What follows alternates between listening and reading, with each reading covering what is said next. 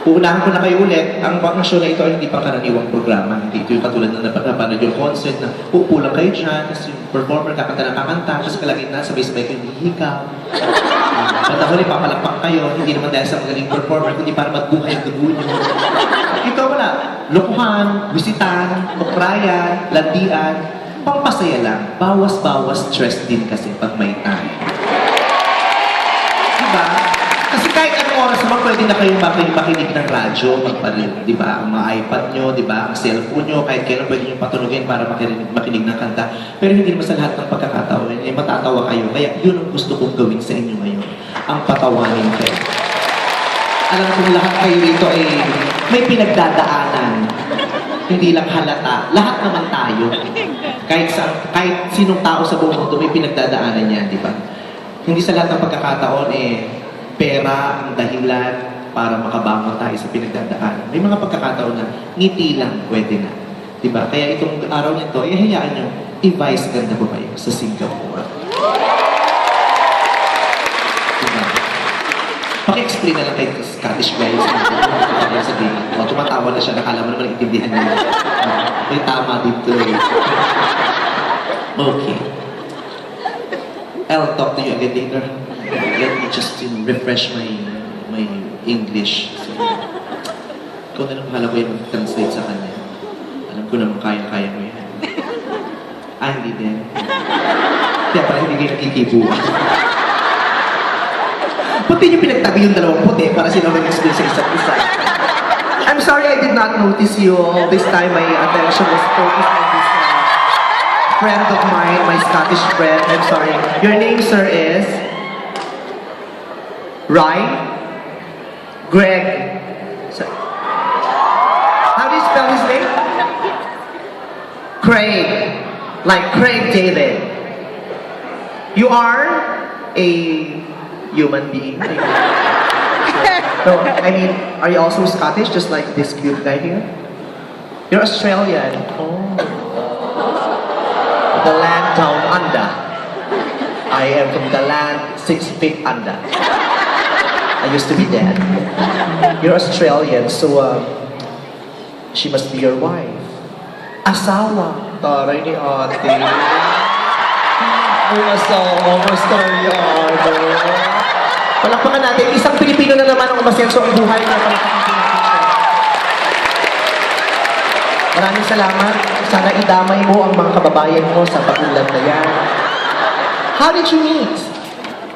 Computer? What? Here in Singapore, you have a very beautiful wife. No, that's part of my jokes tonight. Shirley is beautiful. Congratulations for marrying a Filipina. You know, you just made the best choice of your life. Marrying a Filipina is such a perfect decision. The Filipinas make the best wives in the whole world. I should know it. Because I am a Filipina myself. But I cannot marry a Filipina. Do you have kids already? Sabi ni ate, wala. Sabi ng lalaki, oo. So, hindi sa'yo. Do you have kids? A lolo! Oh. You're too young to be a lolo. Yeah. Sa'yo yun. Wala kayong anak. Sarado natin. Bukas pa magbubukas. Isa naman na yung... Tinatakan mo na 7-Eleven yan para bukas 24 hours. Nakakatuwa. Kanina yung kinanta ko, medyo may kabaguhan. Yung isa yung Love Runs Out. Sino ba kumanta ng One Republic? Tapos sinundan ng Story of My Life ng One Direction. Tapos sinundan ng Unconditional ni Katy Perry. Yung ibang tao sa harapan at sa gitna ng reaction. Nawa-nawa ako naman po kasi. Siyempre yung senior citizens hindi naman siya. Sana lang nag-brief ako para come Holy Spirit ang tutunin sa lahat tayo rito ay nakarelate, nakawag-tawag kami.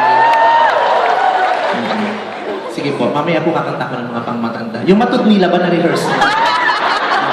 nare-request yun. Mamaya, sige. Hindi man pwedeng isang buong araw ay puro kanta ko lang ang kakantahin ko. Kailangan nyo mang gusto nyo marinig, itatanong ko rin kung mamaya. May request portion po tayo mamaya. Okay? Kaya mag-isip na kayo ng gusto nyo kanta. Sabihin nyo lang sa akin. Tapos kantahin nyo, total kayong nakaisip. Pakikinggan ko lamang kayo. Oo, marami kong pero gusto ko muna i-acknowledge ang presence ng aking pangalawang nanay. Ang mom ni Liz Uy, si Mami Nenet. Hi! Galing mo yun ng Pilipinas, gusto nila ako mapanood, kaya nakita siya sa Singapore. Tapos pagkatapos ito, uwi na rin siya ulit. I love you, and thanks for bringing your friends. Katuwa. Okay. Sa pagkakataong to, ay magkukommunion na po tayo. Para mas maging makabuluhan tayo lahat. And then, I would like to do another song. This is a very beautiful love song. In fact, it is one of my favorites.